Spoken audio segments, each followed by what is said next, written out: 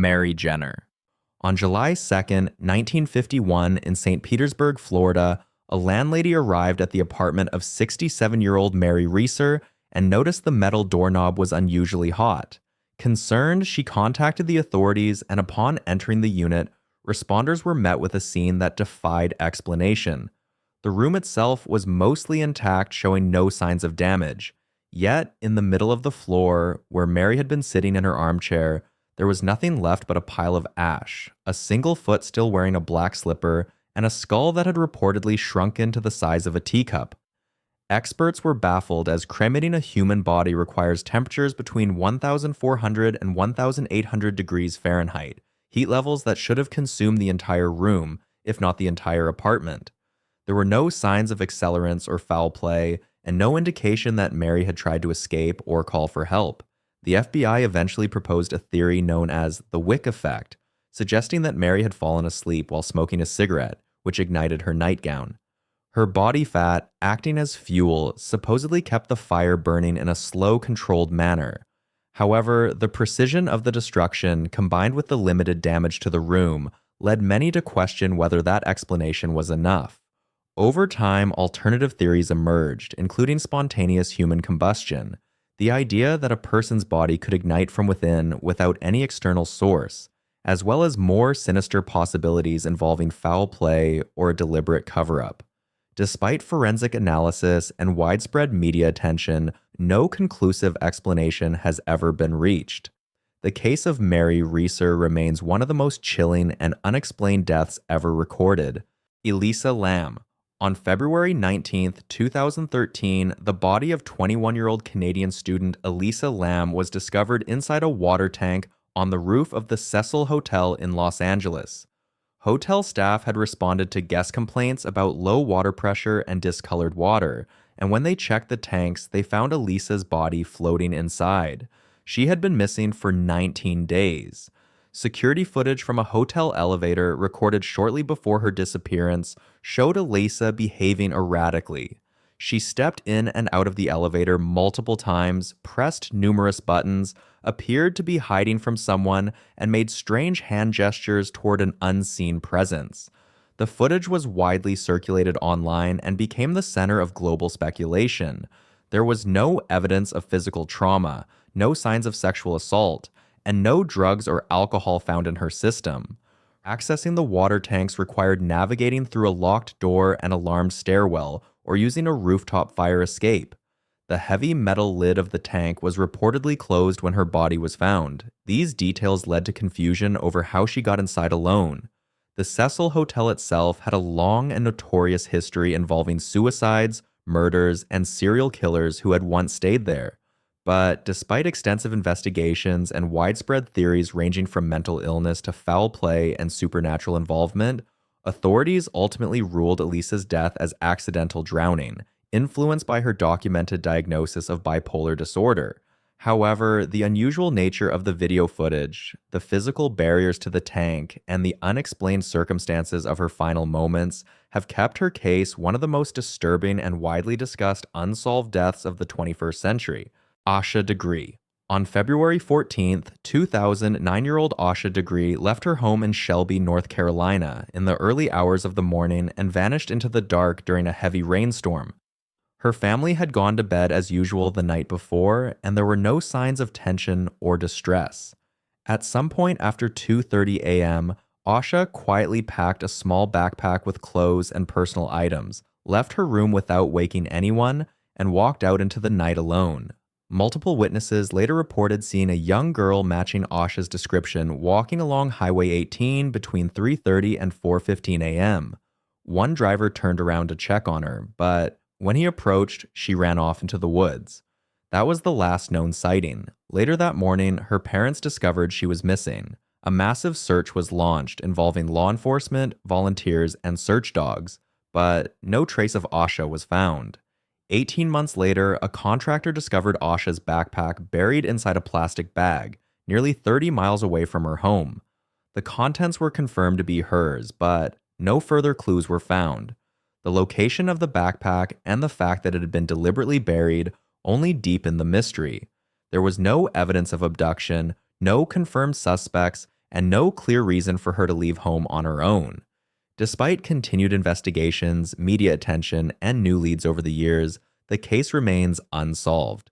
More than 2 decades later, the disappearance of Asha Degree is still one of the most haunting and unexplained missing child cases in modern American history. Frederick Valentich. On October 21, 1978, 20-year-old Frederick Valentich took off in a rented Cessna 182L light aircraft from Moorabbin Airport near Melbourne, Australia. He was on a solo flight to King Island, a route that should have taken just over an hour. He never arrived. Valentich had logged 150 hours of flight time and held a Class 4 instrument rating, but he was not authorized to fly at night or in cloudy conditions. The weather on the route was reported as clear, but with some scattered clouds. At 7:06 p.m., while flying over the Bass Strait, Valentich radioed air traffic control in Melbourne. He reported that an unidentified aircraft was following him. He claimed it was orbiting above him and that its movements were not like any known aircraft. Over the next 6 minutes, Valentich described the object in more detail. He said it wasn't an aircraft, that it was hovering and had a green light. He then reported engine trouble, saying the engine was rough idling. His final words was him describing how it was hovering and not an aircraft. After that, radio contact was lost. Search and rescue teams scoured the area for 4 days. No wreckage was found, no emergency signals were received. Valentich, along with his plane, was never seen again. Investigators found no definitive cause for the disappearance. Some believe Valentich became disoriented and crashed into the sea. Others suggest he faked his death. But for many, the combination of his final transmission, the lack of evidence, and the bizarre description of a flying object has led to speculation about UFO involvement. Colonial Parkway killing. Virginia's Colonial Parkway became the backdrop for a chilling series of killings. This 22-mile scenic route, which connects Jamestown, Williamsburg, and Yorktown, is known for its natural beauty and historical landmarks. But during those years, it was overshadowed by fear and death. The first victims were Kathleen Thomas and Rebecca Dowski. Kathleen was 27 years old and Rebecca was 21. Their bodies were found in Kathleen's car at a quiet overlook. They had been bound with rope, strangled, and had their throats cut. The car was soaked in diesel fuel, possibly in an attempt to destroy evidence. In 1987, David Knobling, age 20, and 14-year-old Robin Edwards were found shot near the James River. Their vehicle had been left nearby with personal items still inside. Robin had also been sexually assaulted. In 1988, Cassandra Haley and Richard Call went missing after a college event. Their car was found at another overlook, but their bodies were never recovered. They are presumed dead. In 1989, 18-year-old Anna Maria Phelps and 21-year-old Daniel Luer were found stabbed near Interstate 64. Their car was parked just a few miles away. Although the location was slightly outside the parkway, investigators believed the killing was connected. In 2024, investigators identified Alan Wilmer Sr. as a suspect in 2 of the killings. He had died in 2017, but modern DNA testing linked him to multiple crime scenes. He was also connected to a separate 1989 killing in Hampton. Even with this breakthrough, most of the cases remain unsolved. The mystery of who committed these killings and why still casts a long shadow over the Colonial Parkway. The Dancing Plague. The Dancing Plague of 1518 remains one of the strangest recorded events in human history. It began in July of that year in Strasbourg, a city in what is now France, when a woman named Frau Trophea stepped into the street and began to dance. She didn't stop for hours. Soon, others began to join her. Within a week, dozens were dancing uncontrollably. Eventually, the number grew to hundreds. People danced in the streets day and night, unable to rest. Some collapsed from exhaustion, others were injured. A few reportedly died. At the time, local officials believed the dancers were cursed or suffering from divine punishment. In an effort to cure them, they built wooden stages, hired musicians, and brought in professional dancers, hoping the afflicted would somehow dance the sickness out of their systems. Instead, the chaos grew worse. Modern researchers have suggested several explanations. One theory is that the dancers may have consumed ergot, a mold found on rye that can trigger hallucinations and muscle spasms. but the coordinated, rhythmic nature of the outbreak makes this theory difficult to confirm. Another explanation is mass psychogenic illness, a type of psychological event triggered by fear, trauma, or shared stress. At the time, Strasbourg had recently endured food shortages, disease outbreaks, and widespread poverty. The dancing finally stopped after several weeks, but no one ever figured out why it began. The dancing plague of 1518 has never been fully explained. Hinterkaifeck killings. The night of March 31st, 1922, 6 people were murdered on a remote farmstead located about an hour outside Munich. The victims were Andreas Gruber, his wife Cecilia, their daughter Victoria Gabriel, Victoria's 2 children, and the family's maid, Maria Baumgartner, were all killed using a pickaxe-like tool, and their bodies were later found inside the barn and the home. What made the case especially disturbing was the series of strange events that took place in the days leading up to the murders. Andreas had noticed footprints in the snow leading toward the house, but none going back. He also heard footsteps in the attic and found a newspaper on the property that no one in the family recognized. The house keys reportedly went missing as well. Despite all this, he never contacted the police. After the murders, evidence showed that the killer stayed on the property for several days. The livestock had been fed and meals had been eaten, further heightening the disturbing nature of this case. The crime itself was brutal. All 6 victims died from severe head trauma.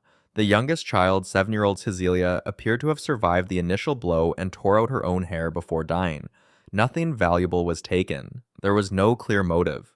Over the years, investigators interviewed over 100 suspects, but no one was ever arrested. Theories range from local grudges and inheritance disputes to more far-fetched ideas like cult activity or a lone drifter, but none were ever proven. The Hinterkaifeck farm was demolished in the 1920s, but the mystery surrounding the murders has never gone away. Mr. Cruel.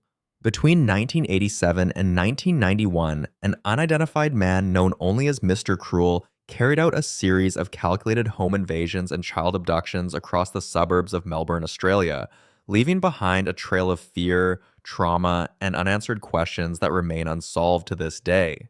He always struck at night, breaking into family homes while parents were asleep, tying up the adults, locking them in bedrooms or wardrobes, and then calmly abducting young girls, usually between the ages of 10 and 13, before vanishing into the dark. In some cases, he kept the girls for over 18 hours before releasing them in a safe location, often near a school or suburban street, physically unharmed but deeply traumatized, and always thoroughly cleaned, with washed clothes suggesting forensic awareness and an obsession with leaving behind no trace of evidence. The most disturbing case came in 1991, when 13-year-old Carmaine Chan was abducted from her home while her sisters were tied up in another room, and the words "Asian drug dealer payback" were spray-painted on the walls, apparently as a diversion or planted message. Carmaine never came back, and her remains were discovered a year later in a shallow bush grave with a single gunshot wound to the head. Police believed Mr. Cruel may have recorded his crimes and kept trophies, possibly photographs or videos, but despite conducting one of the largest investigations in Australian history, no arrest was ever made. To this day, his identity remains a mystery and his motives are unknown. Thank you very much for watching this video. Comment down your thoughts below on any of the unsolved mysteries. Subscribe for part 2. See you in the next one.